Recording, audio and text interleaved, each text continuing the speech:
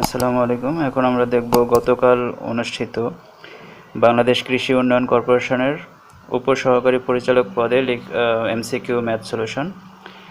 আমাদের সাথে থাকুন। আমরা চেষ্টা করি প্রতি শুক্র শনিবার অনুষ্ঠিত চাকরি পরীক্ষার পর গণিত অংশের সমাধান ভিডিও আকারে আপলোড দিতে।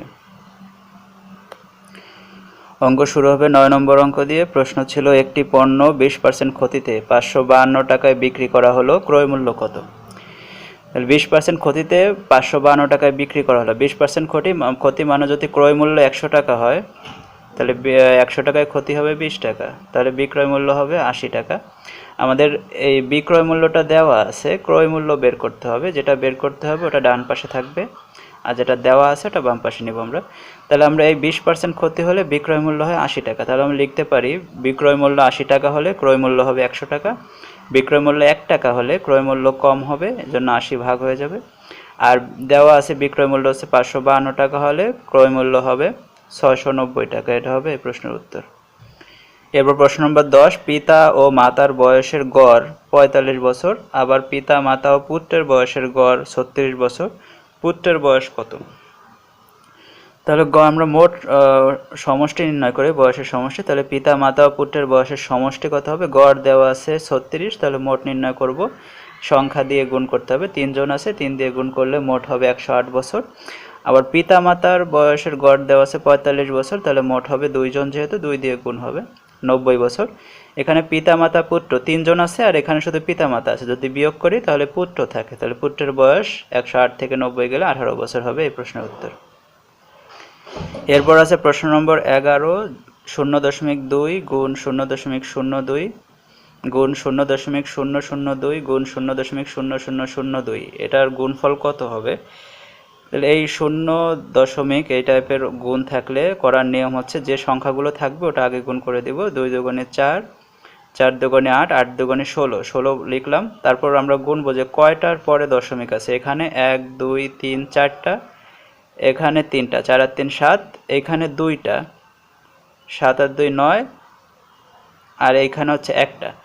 মোট 10টা দশমিকের পরে 10টা সংখ্যা আছে। তাহলে আমরা 16 পাইলাম, এটা গুণ করে। 2 দুগুণে 4, 4 দুগুণে 8, 8 দুগুণে 16, 16 লিখতে 2টা সংখ্যা লাগে, কিন্তু আমাদের দশমিকের পরে লাগবে 10টা সংখ্যা। তাহলে 16 লিখলাম, আর আগে আমরা 8টা শূন্য দিয়ে দেবো। ঠিক আছে, এটা হবে এই প্রশ্নের উত্তর।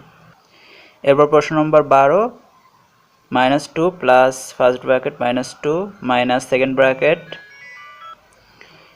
তাহলে এখানে দেখি আমরা -2 এর প্লাসে মাইনাসে -2, আমরা যদি এটা করি তাহলে ব্র্যাকেট উঠালে মাইনাস মাইনাসে +2 হয়ে যায়, আর এখানে -2। এই +2 এবং -2 কাটাকাটি হয়, থাকে -2, আর -2 এটা করলে থাকে -4। সরি, এটা ঠিক আছে, বাংলায় লিখছি, এটা 4 হবে, 4। ঠিক আছে, 4। এবার প্রশ্ন নম্বর আছে 13, 6টি সংখ্যা পরস্পর দেওয়া আছে। যদি প্রথম 3টি সংখ্যার যোগফল 183 হয়, তবে শেষ 3টি সংখ্যার যোগফল কত? তাহলে প্রথম সংখ্যাটা যদি x হয়, পরপর 3টি সংখ্যা মানে প্রথম সংখ্যাটা x, দ্বিতীয় সংখ্যাটা হবে x+1, তৃতীয় সংখ্যাটা হবে x+2। এই তিনটার যোগফল দেওয়া আছে হচ্ছে 183, তা তিনটা যোগ করলে 183 হবে। এখান থেকে x 60, মানে প্রথম সংখ্যাটা 60। তাহলে প্রথম 3টা সংখ্যা কি? প্রথম সংখ্যা যদি 60 হয় আর পরপর সংখ্যা, তার মানে দ্বিতীয়টা হবে 61, তৃতীয়টা হবে 62। শেষ 3টি সংখ্যা, এটা যদি 62 হয় তাহলে এটার প্রথম হবে 63, 64, 65। এই তিনটার যোগফল বের করতে বলা হয়েছে, তো তিনটার যোগ করলে আমরা 192 হবে এই প্রশ্নের উত্তর।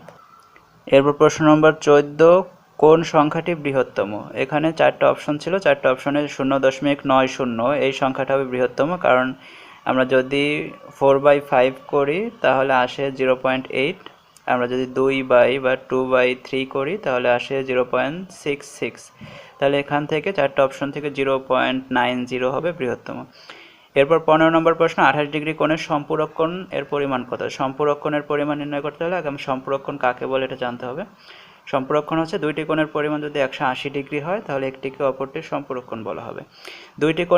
দুইটি কোণের পরিমাণ হচ্ছে 180 ডিগ্রি, একটা কোণ 28 ডিগ্রি আছে, তাহলে অপর কোণ কত হবে? 180 থেকে 28 যদি মাইনাস করে দিই 152 ডিগ্রি হবে 28 ডিগ্রির সম্পূরক কোণ।